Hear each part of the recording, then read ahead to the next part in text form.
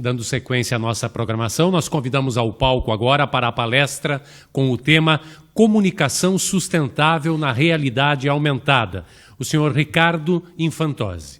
Ricardo Infantozzi é fundador da Centésimo Marketing e Learning, onde desenvolveu técnicas de comunicação e marketing com o uso de games, realidade virtual e realidade aumentada. Também é sócio na Reciclar e Treinamentos, empresa dedicada ao treinamento corporativo com o uso de plataforma de treinamento gamificada e vídeos interativos. Com a palavra, então, para a sua apresentação, Ricardo Infantozzi.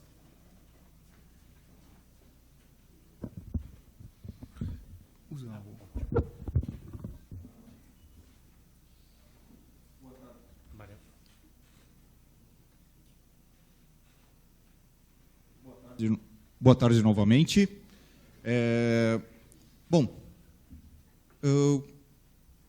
O que agora vou tentar passar para vocês é um pouquinho da teoria que levou à criação de um produto, de uma nova mídia, que é a realidade aumentada.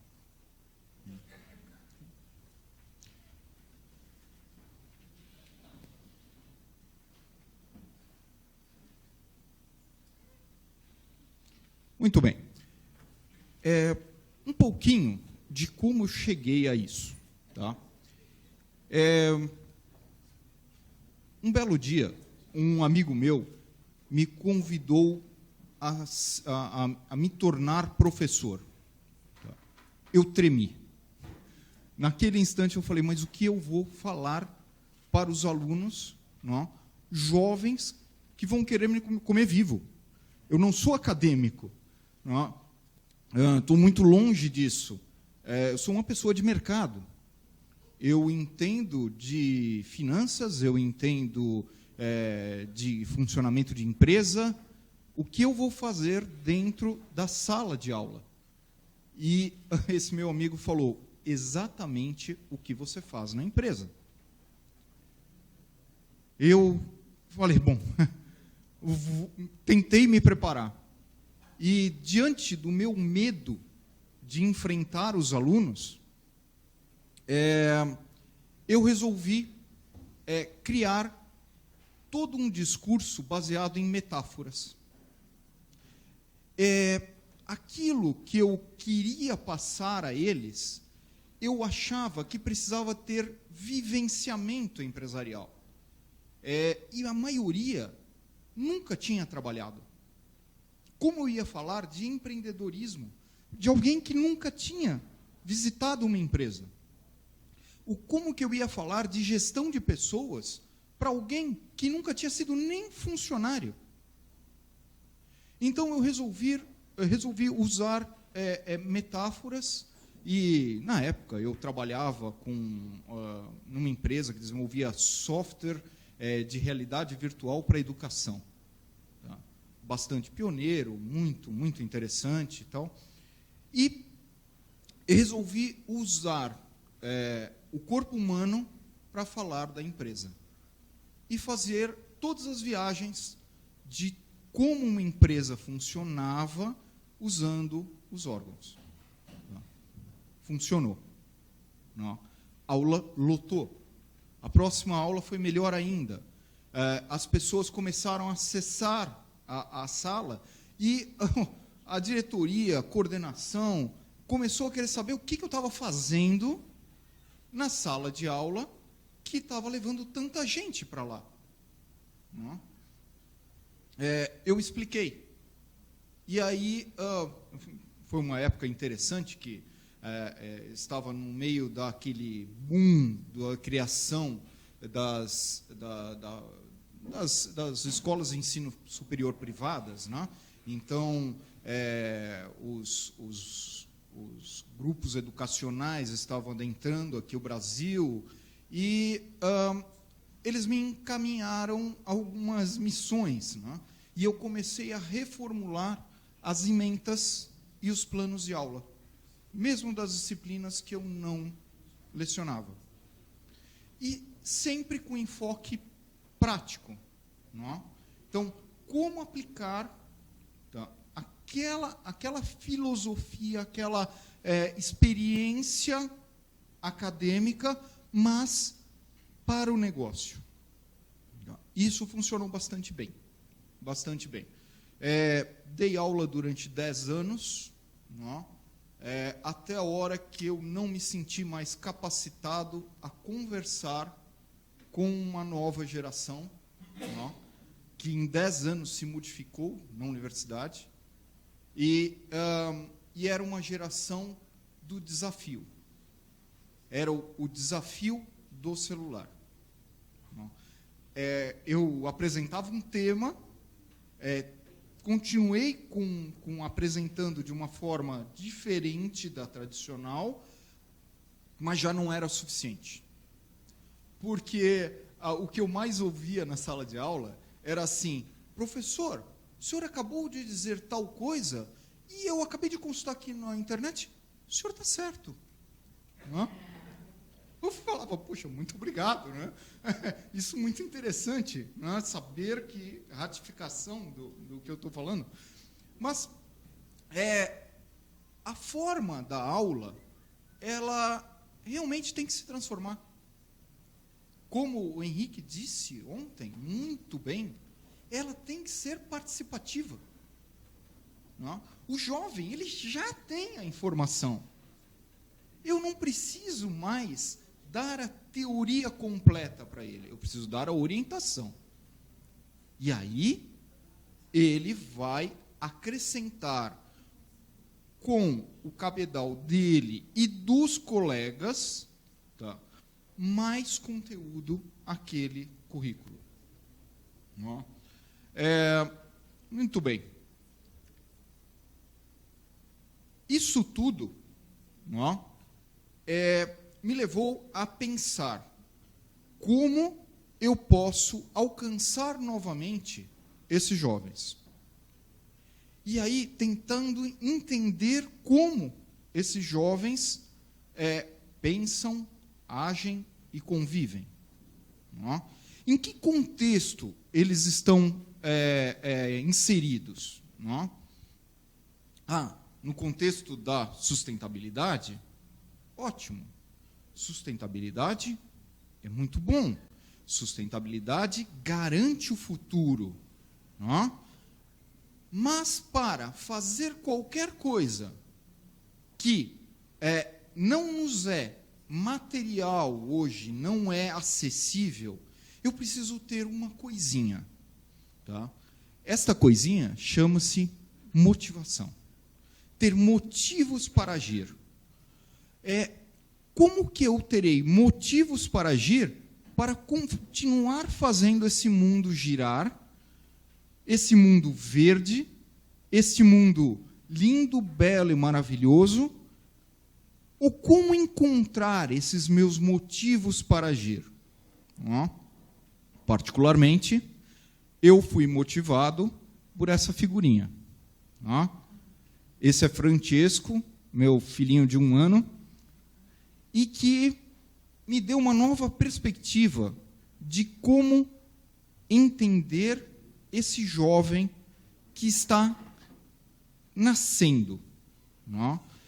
Ele e seus companheiros, futuros médicos, engenheiros, advogados, e aqui eu abro uma extensão,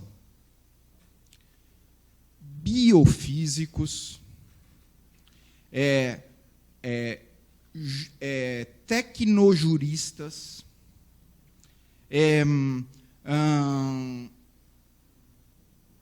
deixa eu ver, sei lá, todas as profissões que ainda não existem, todas as profissões que funcionam através da transdisciplinaridade, aquelas profissões que serão verdadeiras e serão o futuro desta geração, e que dependem de outras pessoas, de outras culturas, de outros meios, para que elas sejam viáveis. Quando eu olho para alguém que está cursando medicina hoje, eu não consigo enxergar um médico.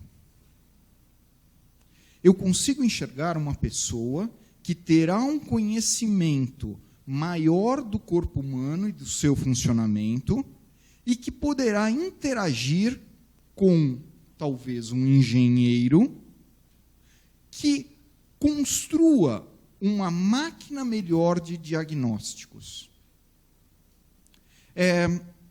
Eu gosto muito de ficção científica, sempre gostei. Sou um tracker de carteirinha. Viva longa e prosperamente. E uma das coisas que eu adorava num filme, numa série televisiva dos anos 60, de 1966, chamada Star Trek, era um equipamento que o Dr. McCoy tinha, que era o tricorder. O tricorder, o que era? Era parecido com um tabletzinho, que saía um microfoninho assim, desse tablet. Ele apontava para o corpo de uma pessoa que estava acidentada, que tinha sido agredida, tal, e ele dava o diagnóstico do que a pessoa tinha e do que ela precisava de tratamento. Muito bem. Ficção científica pura, né? Pura. Aliás, o próprio termo, né? Ficção científica é contraditório. Se é científico, não pode ser ficção. Mas Star Trek provou isto. Por vários motivos. Primeiro, o tricorder está sendo criado. Já tem um protótipo disso. Aliás, vocês têm um tricorder no bolso de vocês, chamado celular. Tem softwares que você pode baixar gratuitamente e você só aponta a câmera do seu celular para o seu dedo, ele mede seus batimentos cardíacos, ele mede a sua pressão e ele sabe dizer se você está com anemia ou não. Começamos por aí. Você tem a IBM, que desenvolveu o Watson, que está muito perto de um médico virtual. Ele é capaz de fazer diagnósticos com bastante precisão. Isso pode não ser útil para nós aqui que vivemos em grandes cidades. Mas isso pode ser muito útil para pessoas que moram em regiões ermas. Então, poder identificar corretamente uma doença e rapidamente, pode ser a razão da vida ou da morte. Tem um sobrinho médico que ele cuida de índios no Alto Amazonas. Decidiu partir para essa linha da medicina, na medicina indígena. E ele lá pegou malária. Só que existem vários tipos de malária. E sozinho, lá, ele não conseguia se identificar qual tipo era. E existe um medicamento certo para cada um dos tipos. E o medicamento aplicado de forma errada pode ser fatal. Então, nos tremores, entre tremores, pela febre alta, ele tinha que fazer o autoexame, então, ele tinha que retirar o sangue dele mesmo e examinar imediatamente para saber qual que era. Ele passou 3 dias para conseguir identificar, porque ele estava sozinho e ele não tinha um auxílio como o Watson, por exemplo. Muito bem. E aí eu volto a essas crianças. Ao que essas crianças estarão expostas daqui para frente? Bom, essas crianças terão que conviver com a credibilidade ou a falta de credibilidade em seus líderes. E hoje elas têm acesso a informação. Elas veem que aliados políticos, muitas vezes, não poderiam ser aliados políticos. Ó, como essa figurinha onde Coringa e Batman estão se associando para a disputa do segundo turno e falando que tem muito em comum. Ó, os dois convivem no crime, só que um de cada lado. Muito bem. Uma situação, tá, onde Tiririca é convidado a integrar um ministério ou uma bancada da cultura, né, e da educação. Né, uma situação, tá, onde a solução dos problemas pode estar em arrecadar mais do contribuinte. Né. Os nossos jovens, bombardeados pelos escândalos políticos, pelos escândalos financeiros, estão preparados a acreditar e seguir os seus líderes, os seus mestres, os seus mentores? Tá? Ou eles estão mais próximos a seguir esta geração? A geração dos youtubers. Pessoas que eu, particularmente, não conhecia. Tá? Elas são famosas por fazerem absolutamente nada. Não? Quando você chega para um adolescente hoje e pergunta o que você quer ser quando crescer, aquela pergunta famosa, tá? É muito provável que a resposta que você escute seja: quero ser famoso. Mas como? O que você fará para ser famoso? E aí você vai escutar: você não está entendendo? Eu quero ser famoso, só. Não? Então, não existe uma associação entre fazer algo em benefício de uma sociedade para você se tornar reconhecido por aquilo. Por quê? Porque essa geração, ela não faz nada de produtivo com as atividades que eles exercem nos seus blogs e vlogs. Não? Mas seriam ídolos efêmeros? Eu não sei responder. Eu não sei responder se é uma fama passageira.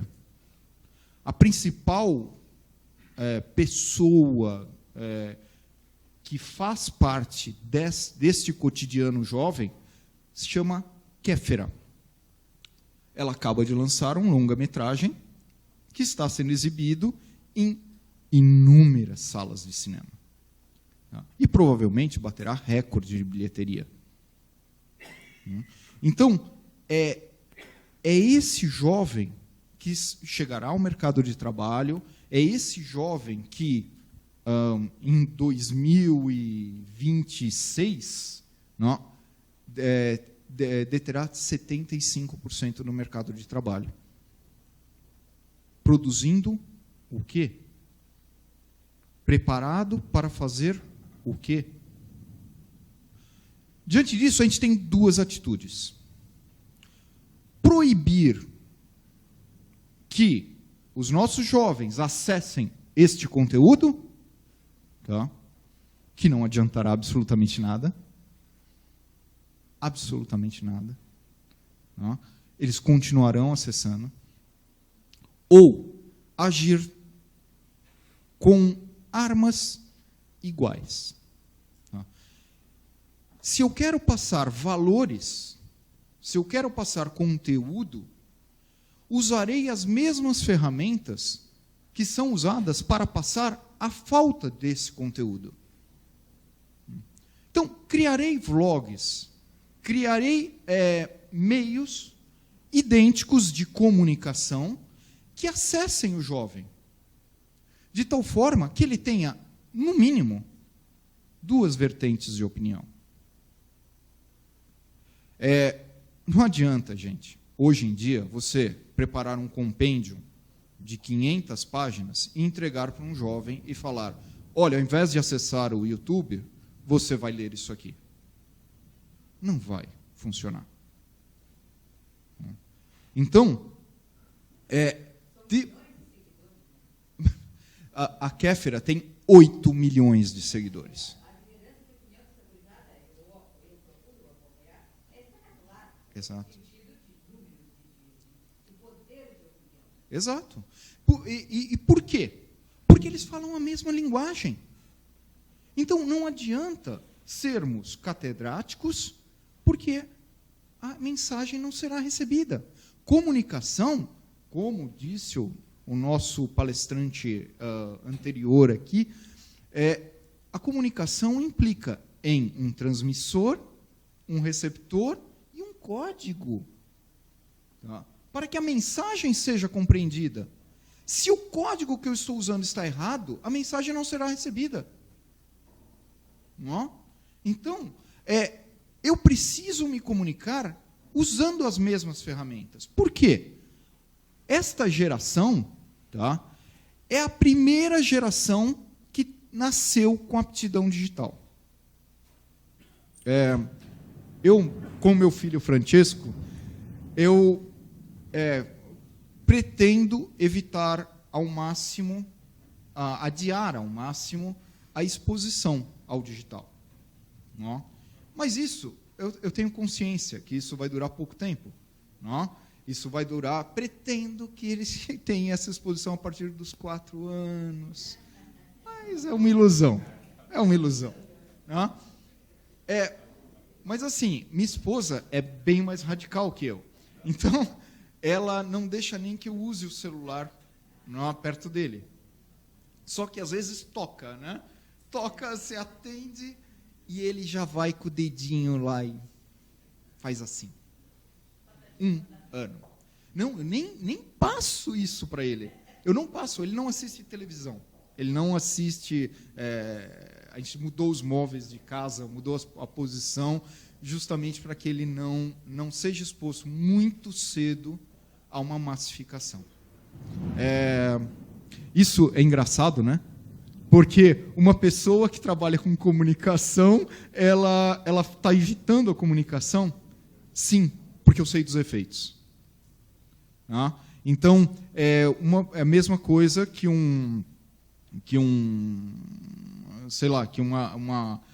uma pessoa que trabalha na indústria do tabaco, não, continuar fumando.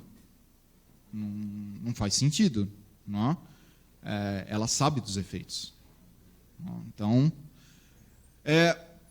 bom, mas o que diz essa geração C, né, que é essa geração conectada?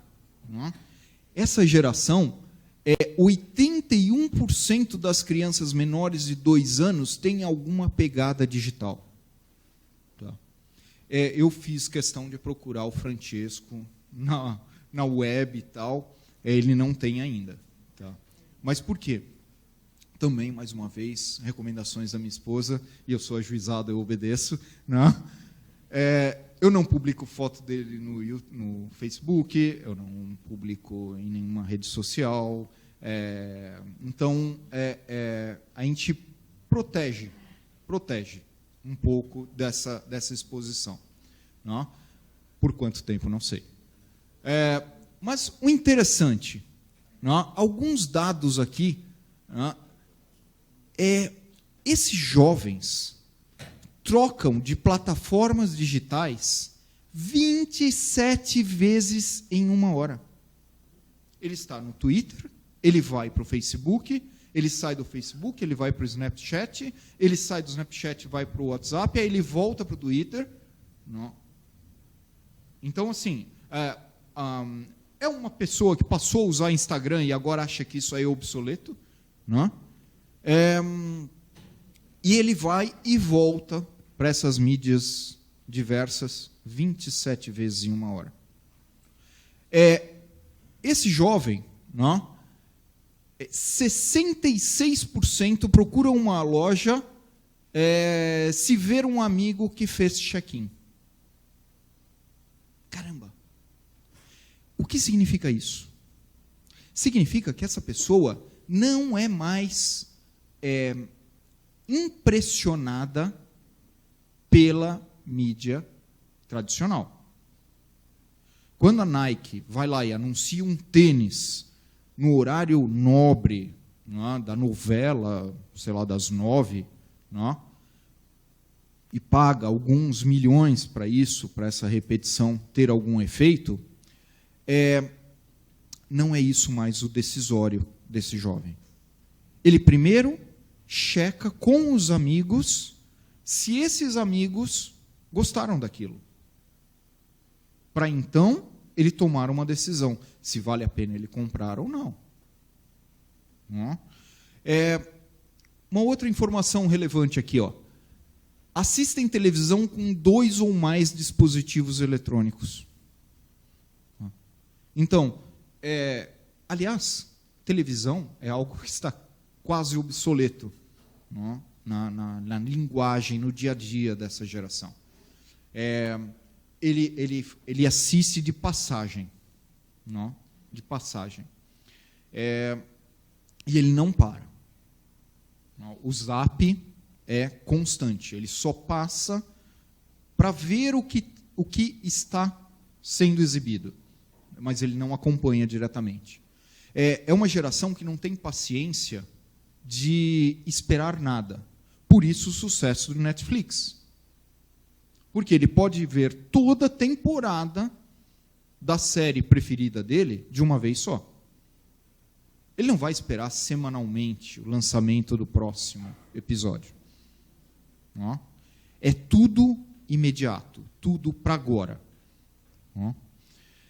Bom, mas todo esse contexto que eles vivem só é possível por causa do desenvolvimento tecnológico e do empreendimento de alguns pioneiros. Ó. Eu vou exibir um filminho aqui que mostra mais ou menos o que se dá. Por que é tão difícil empreender, principalmente em tecnologia? Não? E por que é tão difícil convencer as pessoas à adoção do novo? Você pode.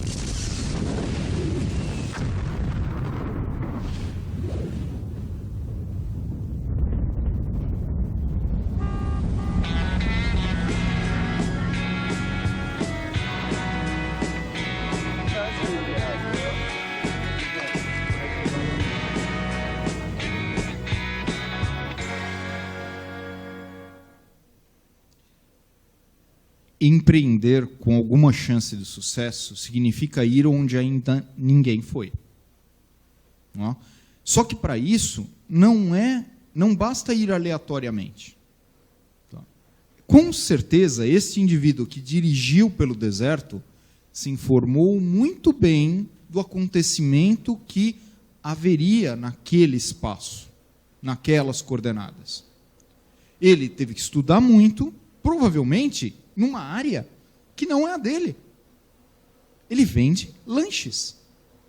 Mas para vender mais lanches, ele teve que se informar sobre astrofísica. Não? É esse o mundo que estamos vivendo, não que viveremos. Este é o mundo atual. A evolução tecnológica vivenciou já 3 ondas. A primeira onda diz respeito à evolução da tecnologia bancária. Eu acho que a maioria aqui já foi em banco, onde o caixa tinha que consultar uma fichinha para comparar a sua assinatura, para ver e te dar o dinheiro e tal. Tudo bem. Às vezes eu falo isso, eu dou esse exemplo numa sala com estudantes, fica todo mundo olhando assim, como? Como assim? Fichinha? Não? É fichinha. E só que a tecnologia bancária teve que evoluir disto, tá? E eu trabalhei em algo parecido com isso já, não? Eu sou um dos poucos dinossauros da informática que continua na informática dessa época, né? Eu trabalhei com barra 370 da IBM, programando em cartão perfurado, né? Mas não é que eu sou velho, não, é que eu comecei muito jovem. Eu bati contabilidade em máquina de escrever com cartão de carbono. Papel carbono. Eu judiei muito de estagiário, mandando o estagiário lavar carbono. Sustentabilidade, reaproveitamento, né, gente? Hoje é bullying.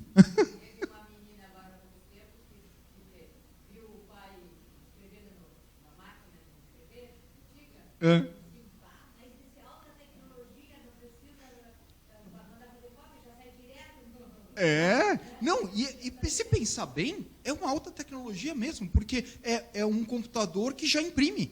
Não é? Muito bem, só que a tecnologia bancária, ela evoluiu para que hoje uma estrutura de transferência de pagamento, meios de pagamento, não precisam nem estar no celular. Ela está nos wearables, nos seus relógios, nas suas vestimentas. Não? Esta tecnologia bancária, esta evolução, é que permitiu, tá, o desenvolvimento dos meios de pagamento, que, associada à evolução das telecomunicações, não, permitiu você poder fazer transações de qualquer lugar em praticamente qualquer device. Não? Então, assim, quando eu olho para isso, e eu garanto que esse primeiro eu não usei, só a partir do segundo, não? Você chega e fala, poxa, então as telecomunicações evoluíram até o celular, não? Até a comunicação comunicação móvel, 3G, 4G? Não, a comunicação evoluiu até isto.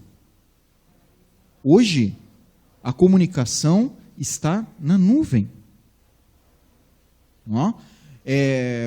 Nós estamos vivenciando uma era de possibilidades onde você não precisa mais, voltando a Star Trek novamente, você não precisa mais se teletransportar fisicamente.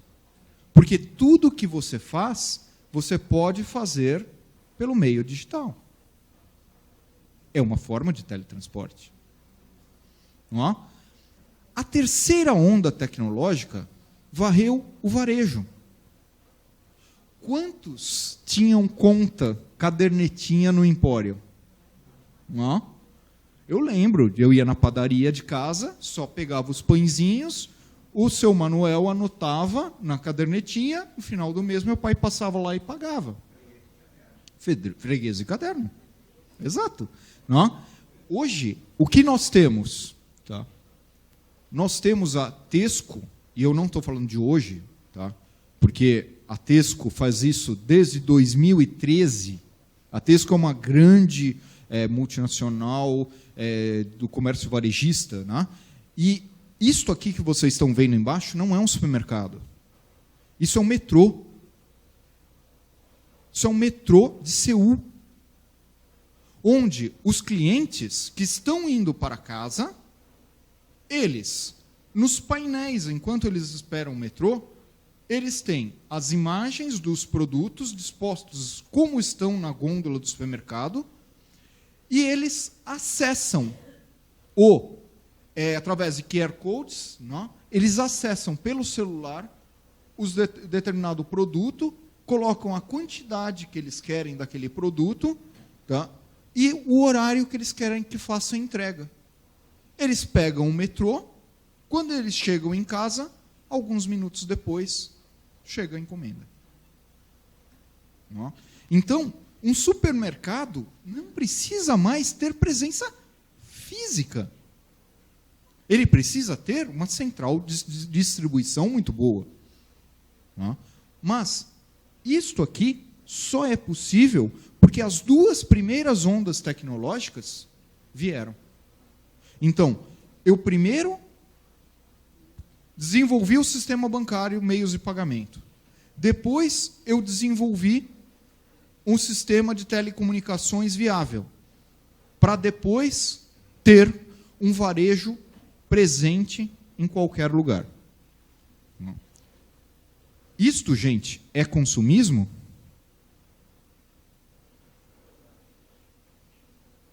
Não. Consumismo é o mau uso que você faz disso. Tá? Você ter a disponibilidade de poder comprar itens em qualquer lugar é algo que pode diminuir o consumo. Porque você só vai comprar aquilo que é necessário naquele instante. Aquilo que você vai consumir ali, para a sua necessidade imediata. Você não vai ter... A tendência é que sim. Eu devolvo com uma outra pergunta. O senhor ainda usa talão de cheque? Não. Era uma coisa pensável há 10 anos atrás? Não. Então, o papel moeda é necessário? Eu diria que não. Eu tenho um amigo que mora em Nova York, tá? E ele não anda com dinheiro. Para nada. Para nada. Ele só anda com cartão. Quando ele esteve visitando aqui o Brasil, ele ficou horrorizado, porque ele falava, mas eu não trouxe dinheiro. Não, eu só tenho o meu cartão. Não. Eu falava, não, fica tranquilo, eu pago as coisas para você e tal. E aí ele saiu desesperado procurando um caixa eletrônico, e ainda a bandeira do cartão dele era uma bandeira com pouca aceitação nos caixas tradicionais aqui, e ele teve uma série de dificuldades, porque ele já não compreende o uso do dinheiro. Não? E ele é só 10 anos mais novo que eu.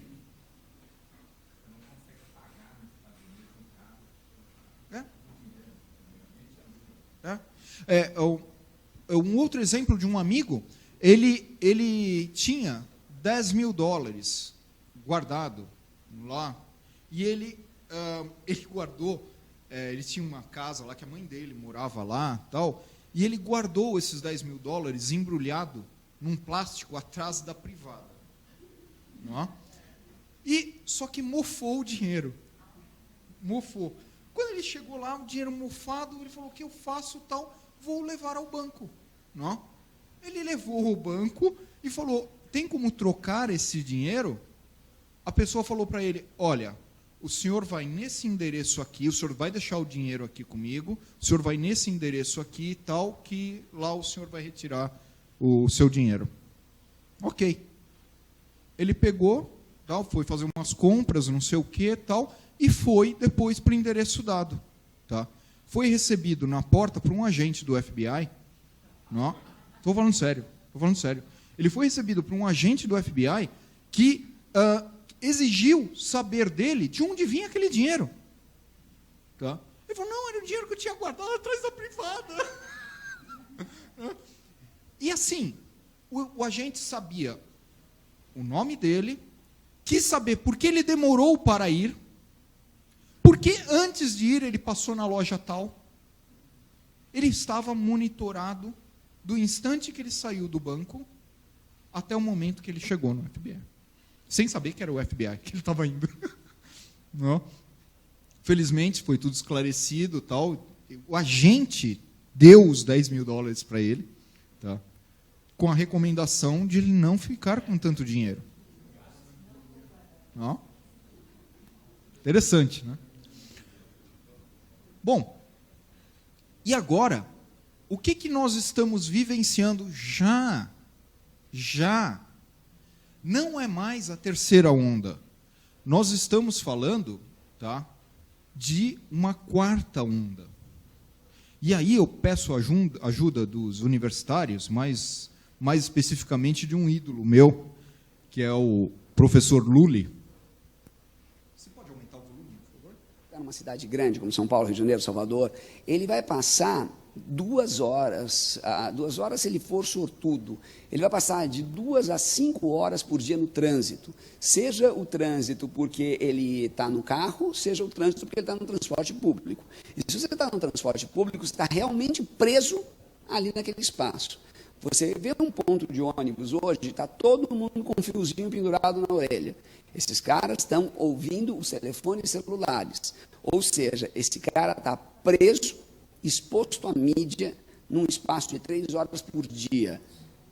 E quem usa essa mídia? Ninguém. Então, peraí, nós temos um enorme terreno. Todo mundo adora falar de classe C, todo mundo adora falar de mobile, mas ninguém pensa que você quer falar com classe C e mobile, é fácil, enfia um cartório no celular. Porque aí o cara, se ele precisa de um atestado de bons antecedentes, se ele precisa de firma reconhecida, ele pode fazer via celular, enquanto ele está no ônibus e receber pelo correio em casa. E esse tempo que para você é um incômodo, para ele pode custar um emprego. Sabe, você pode enfiar um ambulatório hospitalar dentro do celular, você pode enfiar uma escola dentro do celular, você pode enfiar o governo inteiro dentro do celular. Então, eu acho que a grande inovação, na verdade, é perceber isso. Todo mundo odeia comercial, que quando você está no cinema, eu estou indo para ver um filme, paguei caro para ver esse filme, e me interrompem a experiência com um maldito de um comercial. Ou eu estou no avião, estou trancado lá dentro do avião, e vem mídia, jabá, e eu estou com o cinto apertado, não posso fugir dali. Cara, mas e se eu estiver num lugar que me incomoda, que tudo que eu quero é sair dali, mas que eu estou preso ali durante um longo tempo, e que esse comercial vai me levar para uma experiência legal? Nossa, ela pode ser extremamente bem-vinda. Então, esse cara que hoje está adesivando a bandejinha do avião, podia gastar um dinheiro no celular e fazer uma coisa muito mais bem-vinda do que um adesivo que te força a mídia goela abaixo. Aí eu vou fazer uma associação. Tá? Eu pedi para vocês baixarem 2 aplicativos, um que mostrava uma ação de realidade aumentada promovendo aqui o evento, e o outro que era um game. Tá? Um game que se assemelhava ao Candy Crush.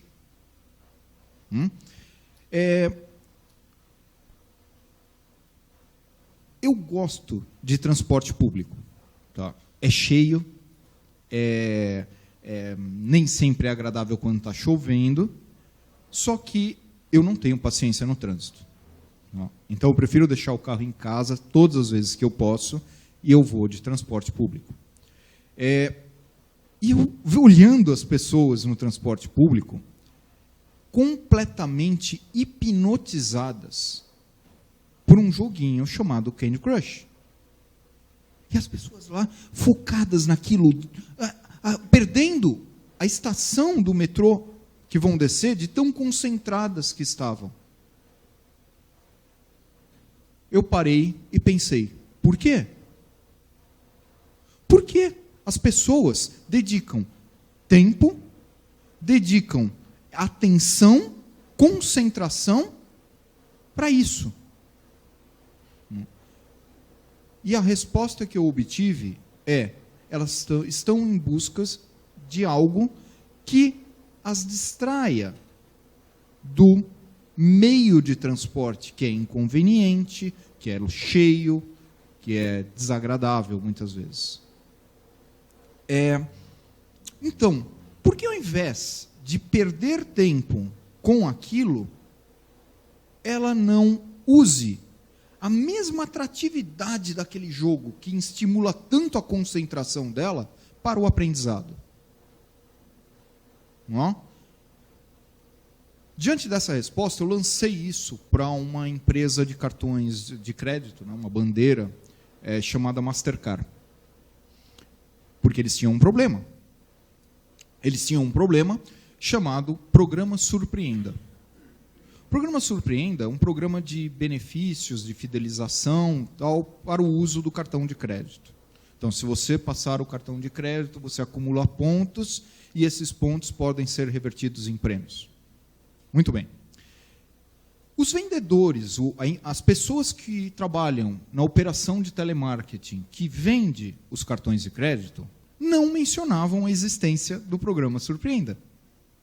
Por quê? Porque eles não tinham treinamento para isso? Tinham. Eles só não priorizavam isso. Eles não priorizavam.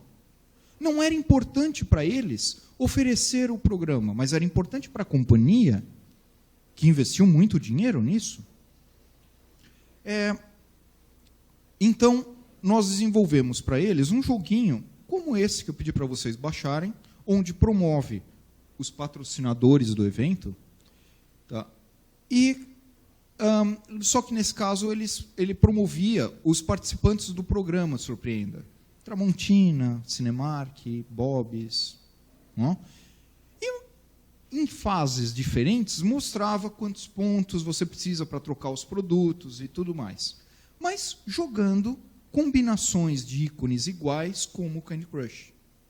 Bem, 8% era apenas o índice de menção do programa Surpreenda nas vendas de cartão de crédito. Tá. Foi aplicado esse jogo apenas 2 minutos por dia, durante 30 dias. Quanto vocês acham que aumentou a menção do programa? 80%. Tá. Estaria maravilhoso, não é, se fosse 80%? De 8 para 80? Em 30 dias?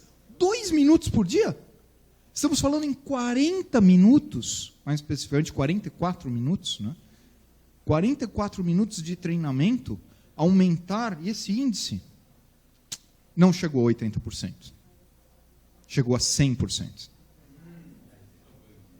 100%. Não? A Mastercard mandou para a gente uma gravação, inclusive, de uma venda já realizada, onde a pessoa que estava fazendo a venda, ela chega, senhor, por favor, eu já preenchi o seu cadastro, tal, mas antes do senhor desligar, tá, eu queria dizer que o senhor está participando do programa Surpreenda, onde o senhor tem esses benefícios, blá, blá, blá, blá, blá. A venda já estava feita, mas a pessoa mencionou. Por quê? Porque existem ferramentas que podem mudar a priorização na cabeça das pessoas. Mas como é que o público-alvo tinha acesso a esse? No próprio local de trabalho. No próprio, onde ele estava sentado, e ainda assim, técnicas aplicadas melhoraram o desempenho também. Por quê? Um problema era da Mastercard, que queria que o programa ficasse conhecido. O outro problema era do Itaú, não? E mais especificamente da Atento, que é a empresa de call center, que ela tinha problema de absenteísmo. As pessoas chegavam atrasadas ao local de trabalho. Basicamente, por falta de estímulo.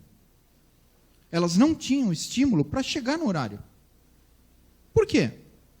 São pessoas que ganham R$ 880 por mês. Se ela chegar 10 minutos atrasado e isso for descontado dela, tá, são centavos. Entre ficar 10 minutos a mais na cama ou ter alguns centavos do meu leite descontado, eu chego atrasado. Tá. Então, nesse game que a Mastercard pediu para fazer, nós incluímos uma condição, que foi a seguinte: as pessoas só podiam jogar 2 minutos por dia. Só que elas só podiam jogar nos 2 primeiros minutos de trabalho dela. Então, se ela não chegasse no horário de trabalho, tá, ela não poderia jogar. E o que estava valendo o jogo? Tá? Dinheiro? Não. Viagens? Não. Estava o ponto mais importante para aquelas pessoas, tá? Que era não trabalhar no sábado. Então, o melhor da semana não trabalhava no sábado. Então, as pessoas chegavam cedo no trabalho, se logavam no horário certo para jogar os seus 2 minutos, para fazer a maior pontuação que conseguissem, absorvendo o máximo de conteúdo, para não trabalhar no sábado. que era o desejo deles. Então, vejam,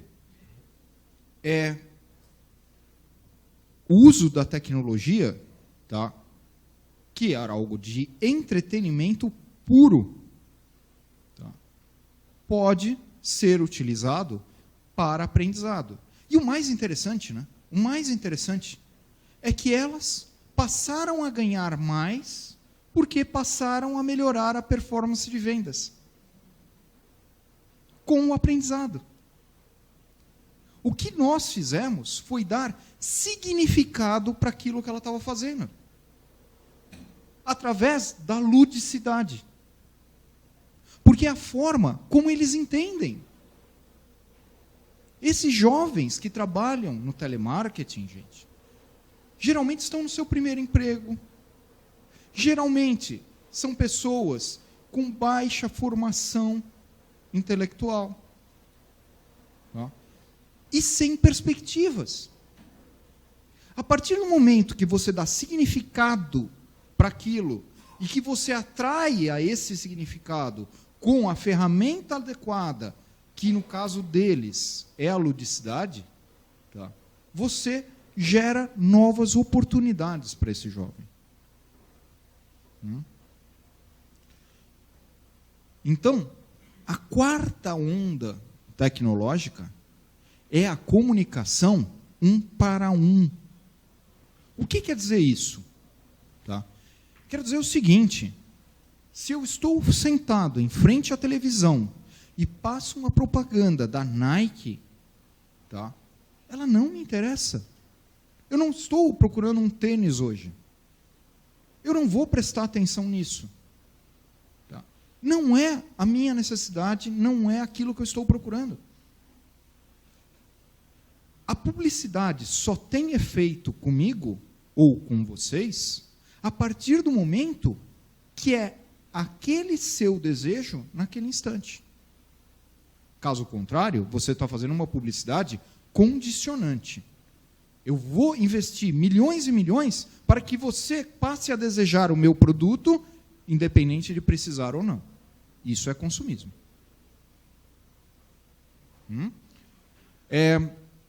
Poxa, e onde a realidade aumentada pode ajudar?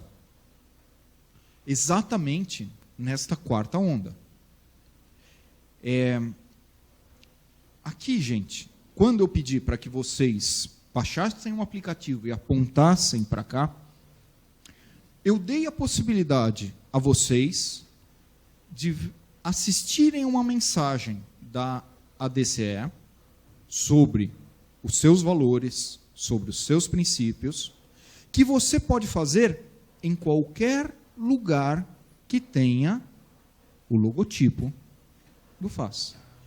Você pode apontar para o seu crachá, você pode apontar para a sacolinha do evento, você pode apontar para o site, você pode apontar para o banner que está exposto aqui, e você terá acesso a esta informação.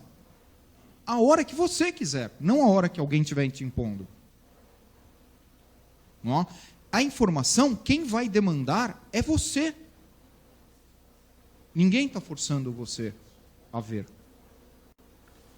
Outro detalhe. Esta informação, ela pode ser renovada. Vamos dizer que estamos aqui em Porto Alegre. Tá? Você está usando um instrumento que é geolocalizável. O seu celular, pelo seu celular, eu sei aonde você está.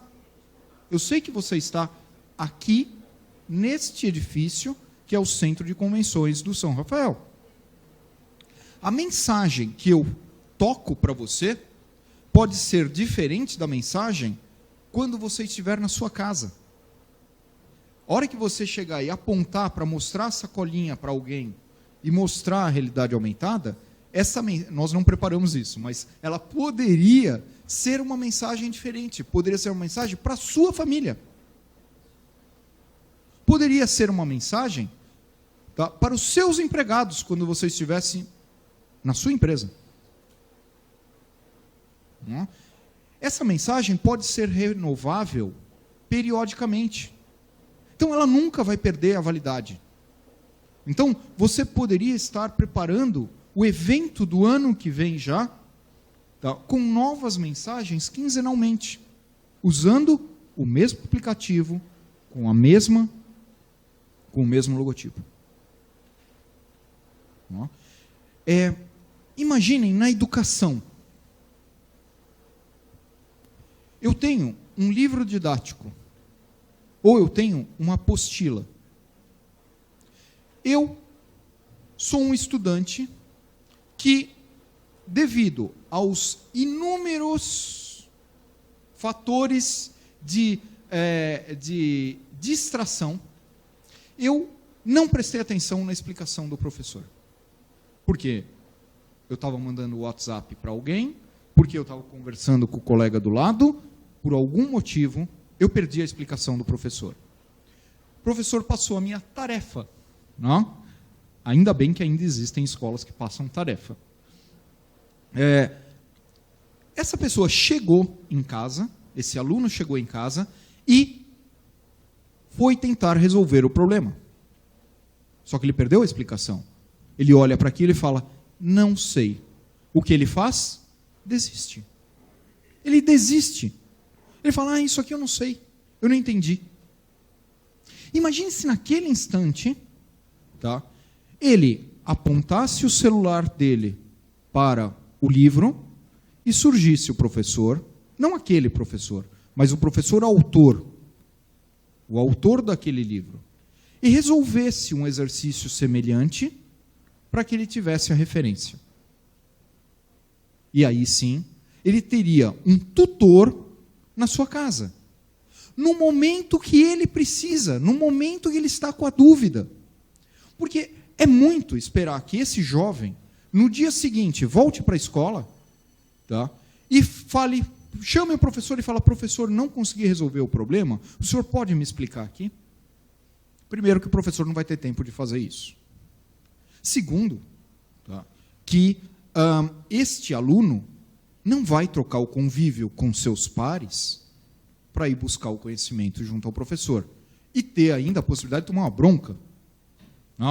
Não prestou atenção e agora está aí com a dúvida. Então, isso poderia ser uma ajuda. A realidade aumentada na educação. Inevitavelmente eu vou ter que revelar o nome, a Apsen é uma empresa farmacêutica tal, que também tinha um problema. Tá? O problema deles era com a segurança e bem-estar dos seus funcionários. Qual que era o problema? É o seguinte, os representantes que visitam médicos têm o carro da empresa. Esses representantes, no momento da integração, da entrada da empresa, eles recebiam um treinamento de boas-vindas, né? Essa integração. E, nessa integração, apresentavam todas as consequências de um determinado acidente e o que ele teria que fazer caso isso viesse a ocorrer. Muito bem. Problema que eles tinham.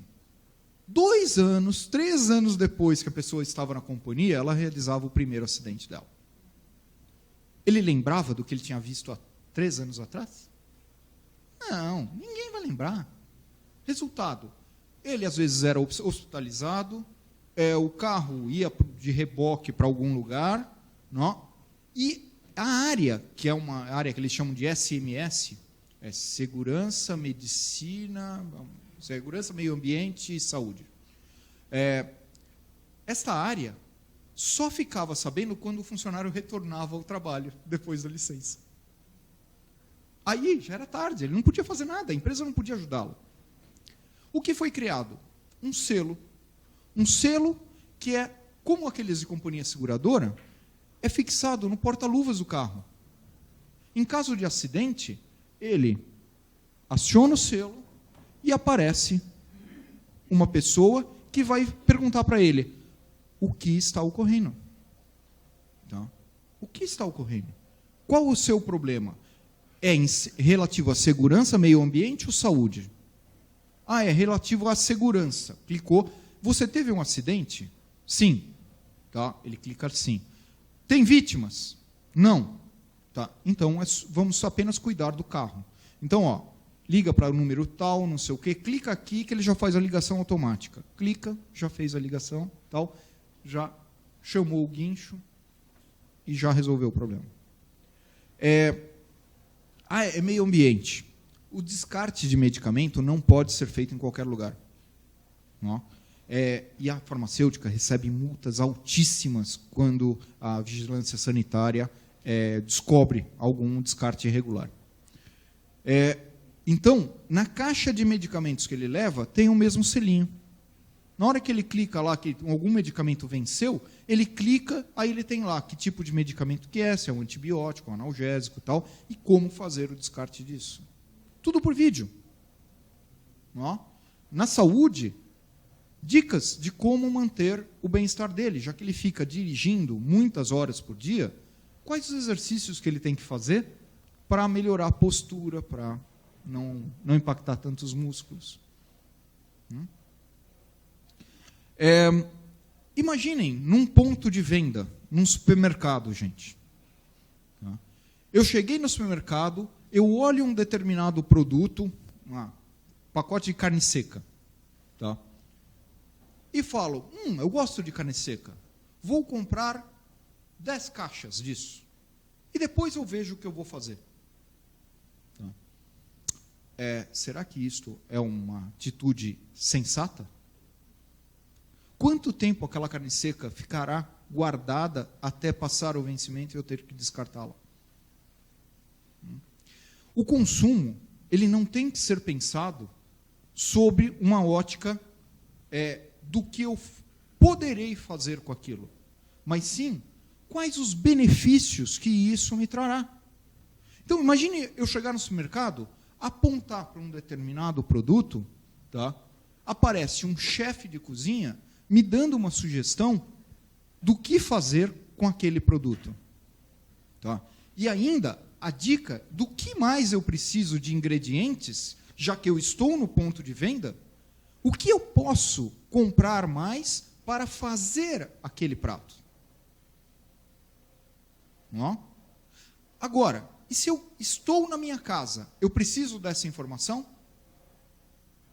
Não, eu já comprei. Ou não comprei. Tá? Mas quando eu estou na minha casa, o que eu preciso saber é como eu preparo. Tá? Então, a dica do chefe de cozinha tem que me mostrar como que eu preparo aquele alimento. Para que seja um jantar especial, para que seja uma refeição agradável. Não? Gente, isto é serviço. Eu estou dando ao meu consumidor um objetivo, uma significância para o consumo dele. E não empurrando goela abaixo dele. Eu lembro de uma propaganda que me tirava do sério. Tá? Uma propaganda do Chocolates Garoto, que falava assim, compre batom, compre batom, compre batom. Caramba, eu não gosto nem de chocolate. Para com isso. Hã? Que nem chocolate é. Então, esse tipo de publicidade, gente, ela tende a sumir. E ela só existe hoje, essa publicidade massificada, por causa, muitos não gostam de revelar isso, mas estamos entre amigos. Não? Mas por uma coisa chamada BV, que é uma remuneração paga pelas mídias tradicionais às agências para que elas continuem fortalecendo a campanha. Não? Então, a mídia massificada só existe porque as agências continuam forçando a barra nisso. Mas ela não é economicamente viável. Se eu pegar o índice que eu atinjo as pessoas, tá, baseado no quanto eu gasto, tá, o custo é altíssimo. Porque eu tenho que anunciar muito para ela ter efeito. Não adianta fazer um anúncio de 10 segundos no meio do Jornal Nacional, tá, que meu produto vai ser alavancado. Não! Hoje nós temos controle remoto, né? Quem vê comercial hoje?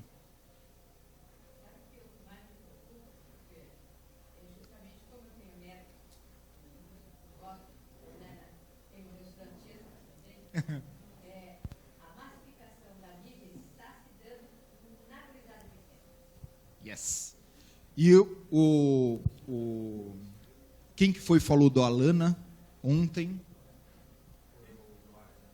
Antônio Jorge. O Antônio Jorge falou muito bem sobre isso. Tá? É a proteção a quem não está preparado com os devidos filtros. Tá? Então, ela não pode ser massificada. Tá? Principalmente para essa legião. Tá? E mesmo isso, mesmo a realidade aumentada, né, ela não deve ser utilizada de forma indiscriminada. Não é isso que funciona. Não é nem isso que funciona e nem isso é adequado. Não é? Então, mas aí a gente entra em um problema de ética. Ética. Então, eu, assim, tenho alguns valores que eu não abro mão. Tem algumas categorias de produtos que eu não trabalho, né? Alguns tipos de clientes que eu não atendo respeitosamente, mas apenas infringe alguns valores. Né?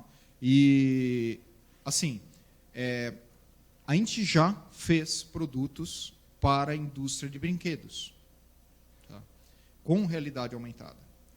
Só que era o produto, não era a publicidade do produto. Não? Então, para vocês terem uma ideia, nós lançamos em 2009, estamos em 2016, né? Em 2009, nós lançamos o primeiro brinquedo de realidade aumentada do mundo, que foi o Pula Pirata da Estrela. Tá? Pula Pirata, eu acho que muitos conhecem, porque é o brinquedo mais antigo da Estrela, tem 47 anos. Como? Isso, é aquele que põe as faquinhas no barril e o piratinha pula. Né? O objetivo é ele não pular. Né? Só que tem um problema esse brinquedo. Né? Ele é feito para crianças. A criança nem sempre é cuidadosa. Tá? E aquilo é uma molinha, e ainda uma molinha inteligente. Né? Porque a hora que você gira, ela muda. Não é sempre o mesmo buraquinho que faz o pirata pular. E é um mecanismo que gera desgaste. Conforme você está usando, ele vai gerando desgaste e, com o tempo, quebrou. Ou eu perdi a espadinha, né? E o brinquedo se torna inútil. Tá? O que nós fizemos? Pois não.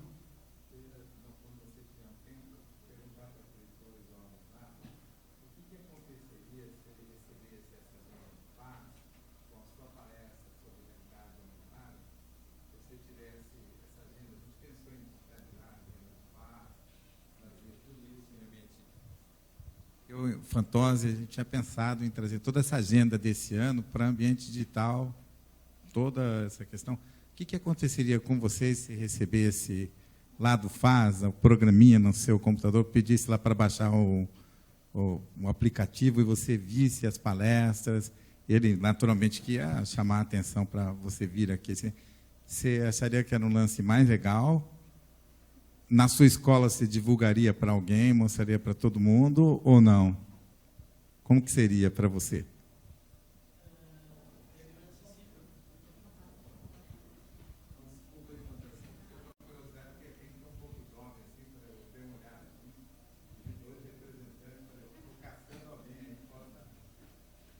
Eu acredito que, como foi anotecido esses 2 dias, ninguém fica longe do smartphone, né? Então, antes de vir, eu pesquisei o FAS, e eu acredito que se fosse mandado por PDF ou algum aplicativo, seria muito mais acessível e fácil de poder ver, assim, no próprio celular, como a gente sempre fica.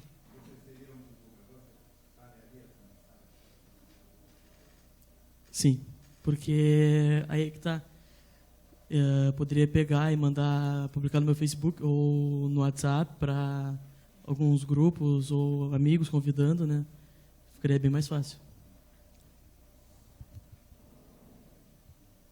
Bom, como ele disse, seria muito mais fácil um jovem compartilhando um fórum de sustentabilidade que tem muito mais amigos e muito mais comunicação do que os senhores de idade, sem querer ofender. Chamou todo mundo de velho aqui.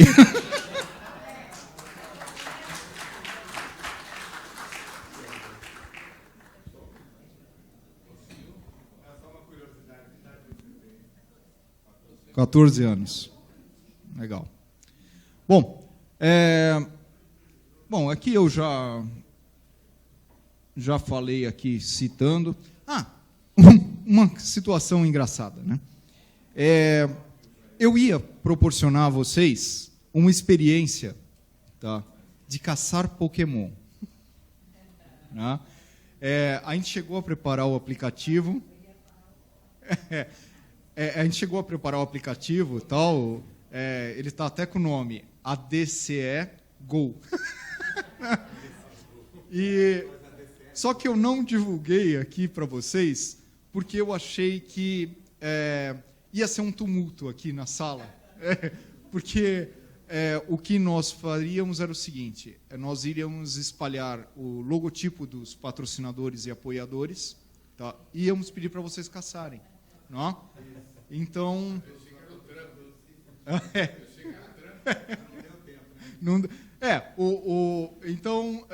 mas assim, é uma ação extremamente viável, de fidelização à marca.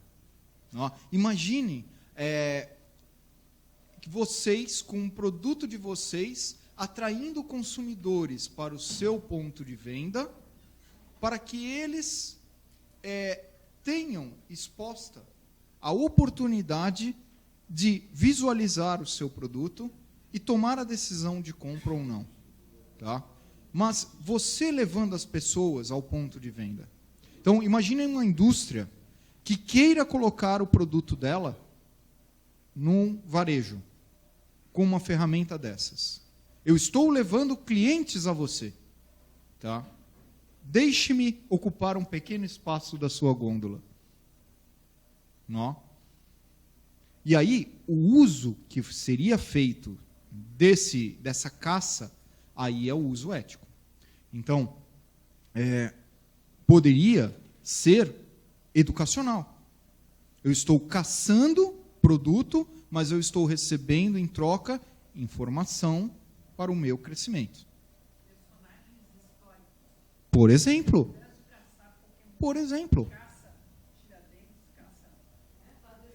Quer ver uma ação maravilhosa? Tá? Vamos fazer uma caça aos monumentos de Porto Alegre. Todos os monumentos. Eu chegar ao monumento, apontar, eu recebo. Quem é aquele indivíduo que está sendo homenageado naquele instante, naquele lugar, tal, qual é a história dele, tal, e eu vou ganhando pontos cada vez que eu faço isso. Tá? Então, é você justificar, através do entretenimento, o crescimento pessoal e cultural. Ó. Bom, então, um exemplo aqui. Ó. E para terminar só, eu gostaria de mostrar esse vídeo, né, que é a visão da Microsoft, tá, de como seria o mundo em 2020. Esse vídeo é de 2012. E eu garanto que todas as tecnologias que vocês vão ver aqui já estão disponíveis. Já estão disponíveis. Não economicamente viáveis, mas disponíveis. Por favor.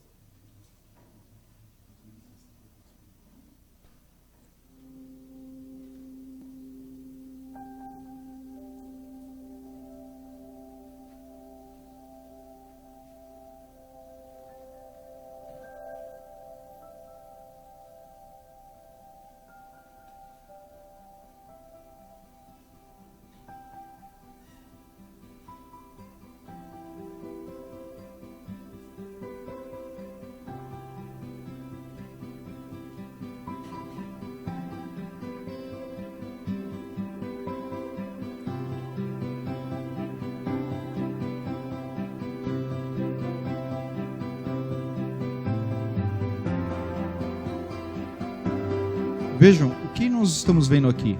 A colaboração de estudantes, não apenas dentro da sala de aula, mas em países diferentes, com tradução simultânea. Nós estamos vendo o acompanhamento dos pais sobre o conteúdo que está sendo ministrado na sala de aula, com a mãe viajando no avião.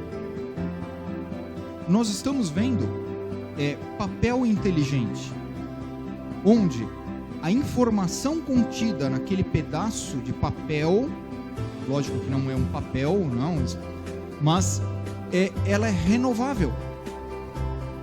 Eu não tenho desperdício, eu não vou jogar aquele papel fora. No trabalho, eu compartilho informações com todos e a qualquer hora. E em qualquer device, em qualquer meio.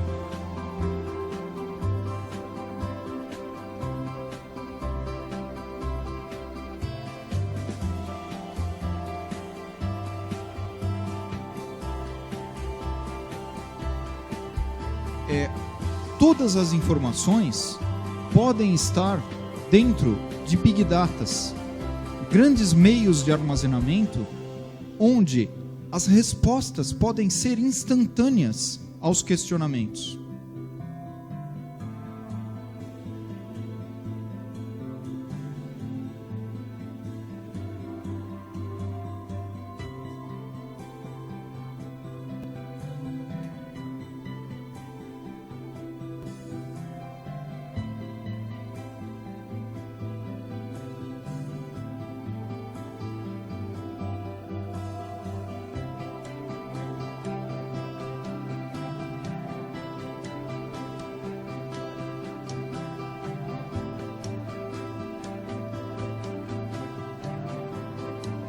Basicamente, o que eles imaginaram é a computação intuitiva. A computação por gestos, por toques. Então, eu não preciso ter conhecimento prévio de nada ligado à tecnologia para operar os dispositivos futuros. A Microsoft lançou faz 2 semanas um equipamento, um Surface, uma tela sensível ao toque, que é assim, deu um banho na Apple e a um preço super viável.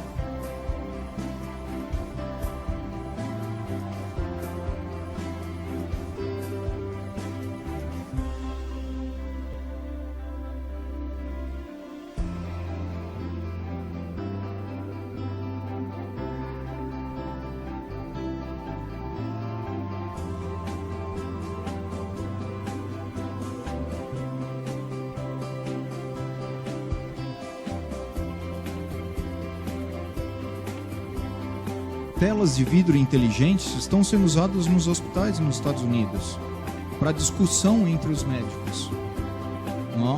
São painéis que se tornam lousas eletrônicas.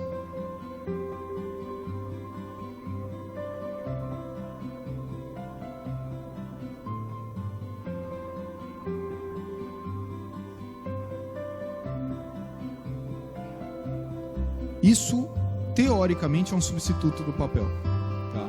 Na verdade, é uma superfície de cristal líquido flexível que se comunica por Bluetooth.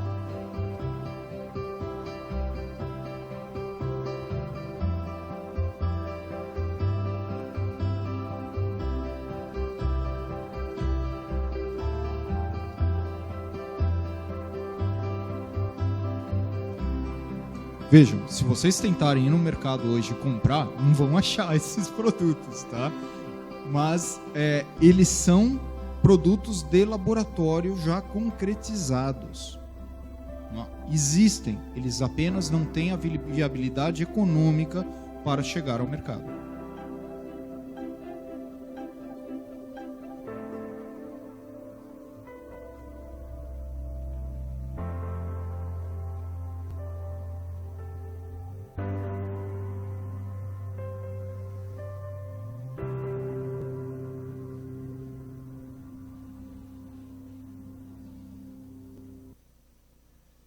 É isso, gente. Obrigado.